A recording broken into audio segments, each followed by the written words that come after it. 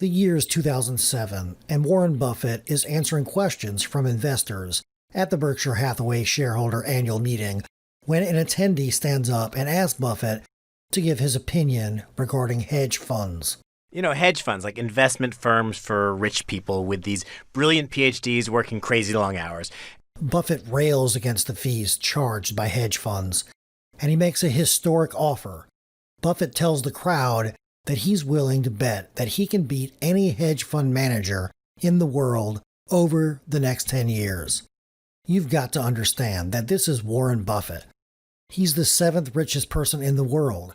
He's the CEO of Berkshire Hathaway, a company who charges $345,000 for a single share of its common stock. And here he is challenging an entire industry in public. One brave firm, Protege Partners, steps forward to take Buffett's offer. And on January 1st, 2008, they make a 10-year, $1 million bet. The financial world waits with anticipation to see what strategy Buffett is going to use.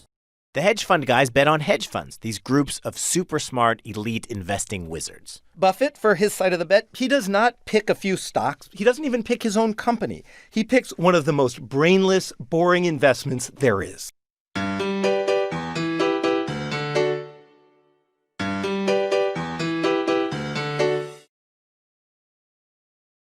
By now, I'm sure you've guessed the outcome of the bet. Buffett's portfolio did indeed beat the portfolio from Protege Partners, and it beat it so resoundingly that Protege's co-founder actually conceded defeat early rather than continue the embarrassment. In the end, it wasn't even close.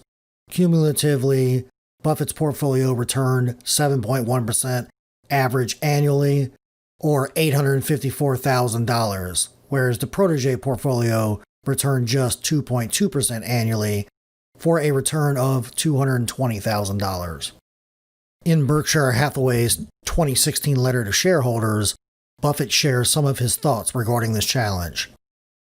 There are, of course, some skilled individuals who are highly likely to outperform the S&P over long stretches.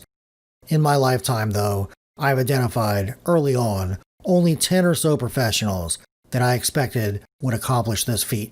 There are, no doubt, many hundreds of people, perhaps thousands, whom I have never met and whose ability would equal those of the people I've identified.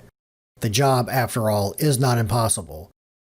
The problem simply is that the great majority of managers who attempt to overperform will fail.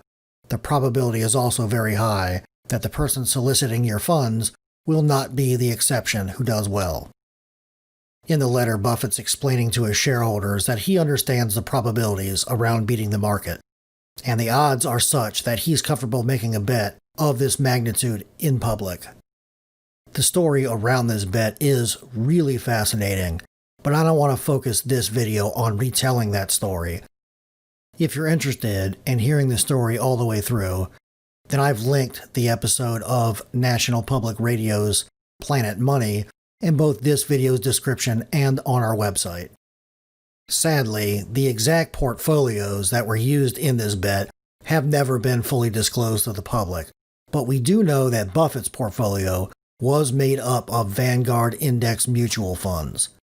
In Berkshire Hathaway's 2014 letter to shareholders, Buffett wrote that he has instructed the trustee of his estate to invest Buffett's assets into the following portfolio: 90% U.S. large cap stock index, and 10% short-term government bonds.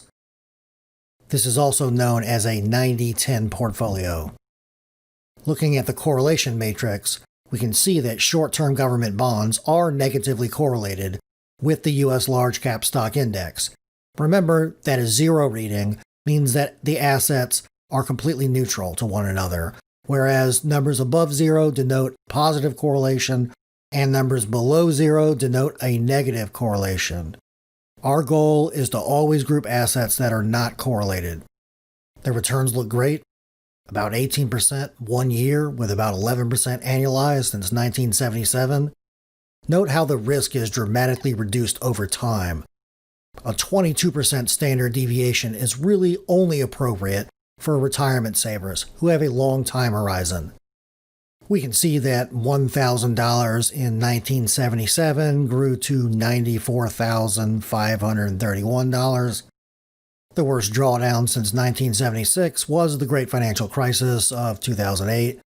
This portfolio declined for 16 consecutive months for a total loss of 45.5%. The next worst drawdown was the dot-com crash of 2000. That recession was really bad for this portfolio, with 25 months in a row of losses for a total combined loss of about 40%. These rolling returns are really fascinating. The best 5-year period was up 27%, and the worst 5-year period was down just 5%. Look at that 15-year numbers. That should be eye-opening, especially for pessimistic perma-bears. Since 1977, this portfolio has never lost money over any rolling 15-year period. Looking over the monthly heat map, we see that since 2000, this portfolio has only had 5 negative years. So what do I think about Buffett's portfolio? Well, naturally, I love it. Today, we usually refer to this strategy as the simple path to wealth. I'd like to close this video with some words from Warren Buffett's 2014 letter to shareholders. In that letter, Buffett praises his friend and colleague, the now late Jack Bogle, who was the founder of the Vanguard Group and the inventor of the index mutual fund. If a statue is ever erected to honor the person who has done the most for American investors, the hands-down choice should be Jack Bogle. For decades, Jack has urged investors to invest in ultra-low-cost index funds. In his crusade, he amassed only a tiny percentage of the wealth that has typically flowed to managers who have promised their investors large rewards while delivering them nothing, or, as in our bet, less than nothing, of added value. In his early years, Jack was frequently mocked by the investment management industry. Today, however, he has the satisfaction of knowing that he helped millions of investors realize far better returns on their savings than they would otherwise would have earned. He is a hero to them and to me.